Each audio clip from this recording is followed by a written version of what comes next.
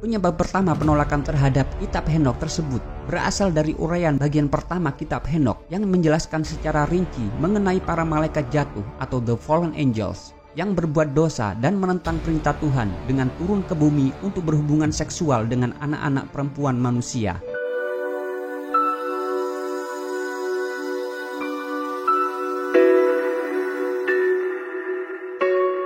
Bismillahirrahmanirrahim.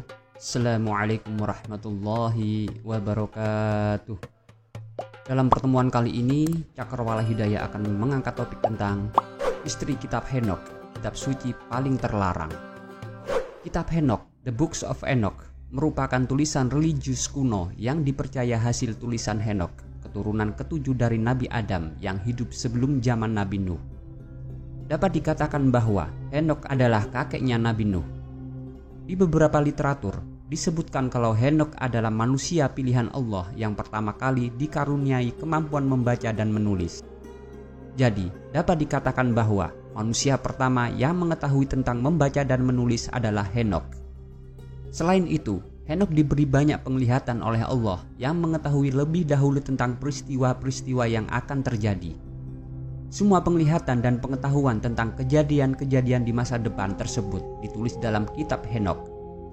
Beberapa sumber mempercayai bahwa kitab Henokh ini ditulis oleh Henokh sekitar 5.400 tahun lalu dengan campuran antara bahasa manusia dan bahasa malaikat.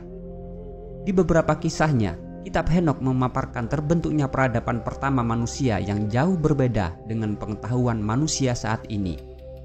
Kitab Henokh diyakini telah mengungkapkan misteri peradaban kuno yang hilang, yakni suatu peradaban pertama yang maju dengan ilmu pengetahuan dari langit. Lalu, kenapa kitab Henokh merupakan kitab yang sangat dilarang untuk dibaca? Siapa pulakah Henokh dalam tradisi agama Samawi dan bagaimana Islam memandang kitab Henokh tersebut?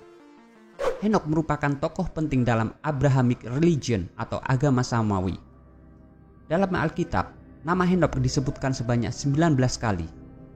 Sedangkan dalam agama Islam, Henokh memiliki nama Hanuk yang dikenal sebagai Nabi Idris. Henokh diyakini telah menulis sebuah kitab yang disebut sebagai Kitab Henokh. Beberapa peneliti modern berpendapat bahwa bagian tertua kitab ini berasal dari sekitar tahun 300 sebelum Masehi dan bagian terakhir kitab ini berasal dari abad pertama sebelum Masehi. Kitab Henokh sendiri mengemukakan tentang topik-topik seperti penciptaan manusia, malaikat, kejahatan manusia, dan penghakiman terakhir. Kitab Henokh juga mengandung kisah mengenai perjalanan Henokh ke surga dan penglihatannya tentang masa depan dunia. Kitab Henokh tersebut berisi 5 bagian besar. Pertama adalah kitab malaikat pengawas atau The Watcher. Kedua adalah kitab perumpamaan Henokh. Ketiga adalah kitab astronomis. Keempat adalah kitab penglihatan mimpi. Dan yang kelima adalah surat Henokh.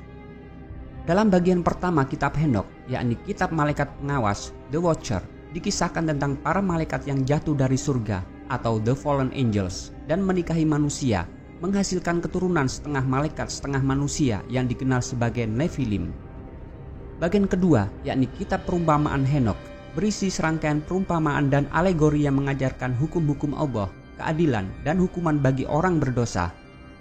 Bagian ketiga, yaitu kitab astronomis, mengemukakan tentang rahasia-rahasia astronomi dan benda-benda penerang yang terdapat di langit. Bagian keempat, yakni kitab penglihatan mimpi, berisi serangkaian mimpi yang dialami oleh Henokh dan interpretasinya. Mimpi-mimpi ini mencakup penglihatan-penglihatan tentang masa depan dan penghakiman terakhir. Dan bagian terakhir, yakni kelima, yaitu surat Henokh, memuat pesan-pesan atau peringatan kepada semua manusia yang membaca kitab ini. Beberapa ahli meyakini kalau pada awalnya 5 bagian ini adalah tulisan-tulisan terpisah yang pada akhirnya dibuat menjadi satu kitab. Misteri tersembunyi. Dalam kitab Henokh dikisahkan bahwa para malaikat yang pada mulanya bertugas sebagai pengawas atau the watcher bagi manusia mulai terkesan dengan kehidupan di bumi. Ketertarikan malaikat itu muncul saat mereka melihat begitu banyaknya wanita cantik yang lahir dari bangsa manusia. Lalu para malaikat tersebut memutuskan untuk turun ke dunia sehingga mereka dijuluki dengan malaikat jatuh atau the fallen angels. Dampak dari hubungan seksual antara malaikat dengan manusia itu melahirkan manusia raksasa yang disebut dengan Nephilim. Nephilim merupakan ras manusia yang sangat kuat, tetapi perilakunya sangat buruk. Raksasa-raksasa Nephilim itu kemudian lebih sering membuat kerusakan di bumi, memperbudak manusia, dan menguras sumber daya alamnya. Keadaan semacam itu terjadi hingga zaman Nabi Nuh. Kondisi bumi yang penuh dengan kerusakan membuat Allah harus membinasakan seluruh makhluk keji dan jahat dari muka bumi. Akhirnya, Allah mendatangkan banjir besar yang melenyapkan mereka semua. Menurut tafsir kitab Henokh, eksistensi raksasa-raksasa tersebut sangat mempengaruhi sejarah peradaban kuno umat manusia.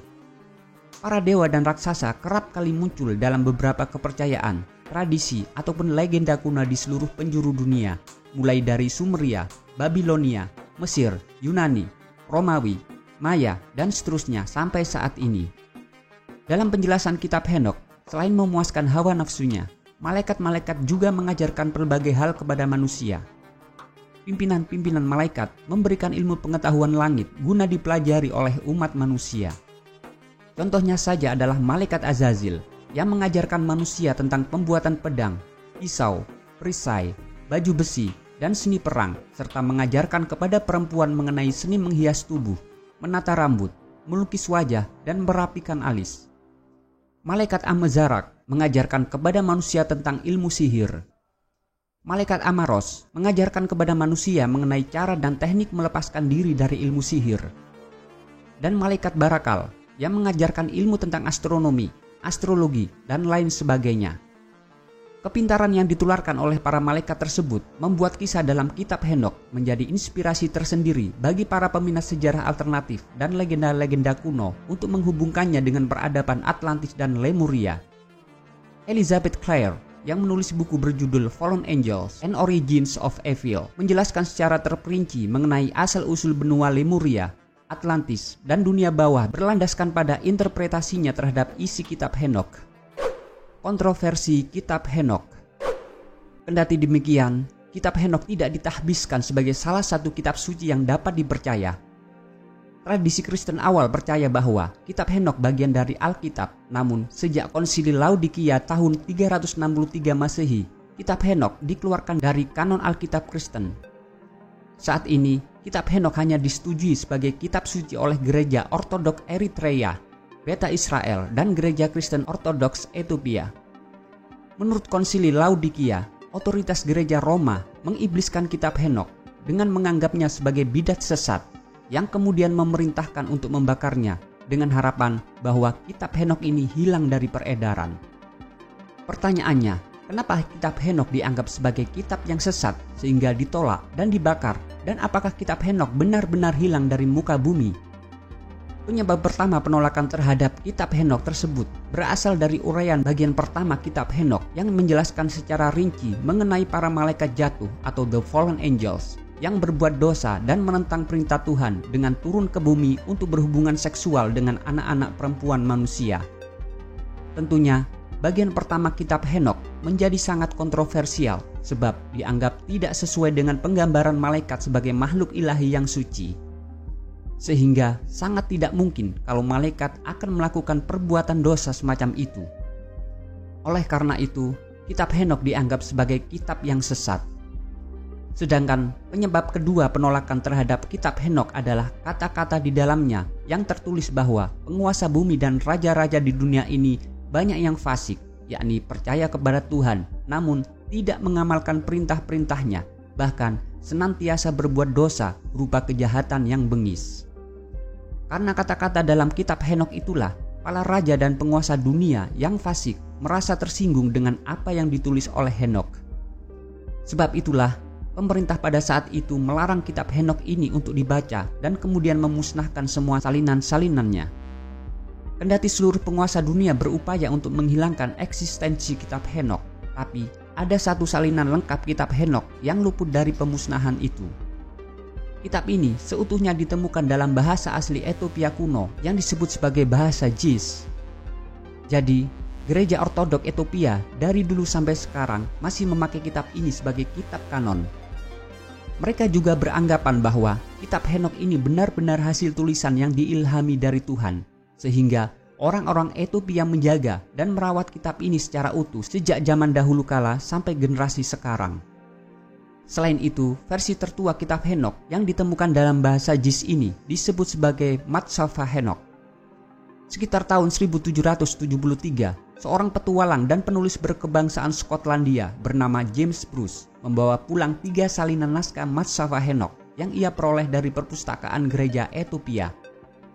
Lalu Bruce menghadiahkan 1 salinan tadi kepada Raja Prancis Louis XVI dan sekarang tersimpan rapi di Perpustakaan Nasional Prancis.